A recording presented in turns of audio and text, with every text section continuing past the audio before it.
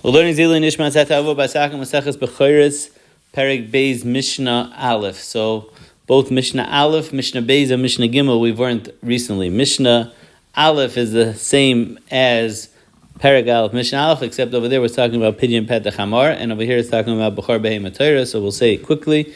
There are 5 cases where you are involving a goy. Halikeach uber parase shel nachri.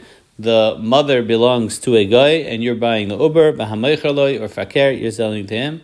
Afal pishein rashai, even though you're not allowed to sell a behema gasa to a guy, like we spoke about then. Amishtatevloi means that you're shutvis, you use money together to buy a bechar behema Torah. Ma'mekabel mimeno v'haneisin loi b'kabbalah means that either he owns it and you took it from him b'kabbalah, that you split the dmei vladis, or you own it and you gave it to him, and he's the one that would split the dmei vladis with the work. In all these cases, pater min ha-bechorah shenemer b'Yisrael avaloi ba'acherim. Kohanim, Leviim, Chayavim. This part is different than what we learned in Perek Beis, Mishnah Beis, where by Pitim Petach Hamar we said that if it's owned by a Kohen or Levi, they're pater, but over here by Bechor Behema Tahira, they are chayiv. To be makiv it onto the Mizbeach, to be maktiv the Emurim, Leiniftu me Bechor Behema Torah, the Leiniftu el mi Pidyon haben upeter chamar, like we just said. Mishnah Beis is the same as the second Mishnah in the 10th Perek in Chulin. Over there it's talking about Matnas Kahuna, and over here it's talking about Bechor, but it says the same exact halacha, so we're just going to go through it quickly.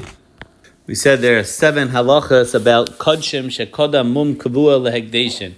You had an animal with a mum kavua, and then you're makdish it, so it has halacha like you're makdish eitzim va'avodim for their money, that there's no kedushas haguf, and therefore, number 1, niftu, if you're paideh chayavim b'bechora, if they give birth, that animal would have a din of a bechar. Matanis, you have to give the zroya l'chayayim v'keva to a kayin. Number 3, yotzin l'chun ligazes v'le'aved. It doesn't have halacha psuli mikdashim where you're not allowed to do that, where the pasuk says tizbach v'loy legiza. The 4th halacha is v'vladan v'chelbam muter la'achar pidyonan. If they give birth, or if you milk it after the pidyon, it's muter. Before the pidyon, it will be aser, but after the pidyon, it's muter, and it's not like psuli hamikdashim, where we darshan basar v'loy achalta basar v'loy chalav. The 5th halacha is v'shochtim b'chutz pater. There will no be halacha of shchutei chutz because no kedusha saguf over here. The 6th halacha is ein oisin temura. It doesn't have halacha of kedushas mizbeach for there to be temura to be chal. And the last halacha is ve'emesu yiftu, and if it dies, you could be paided to give it to the klavim. Again, not like psulei hamikdashim, where we darshan v'achalta v'loy l'kalvecha.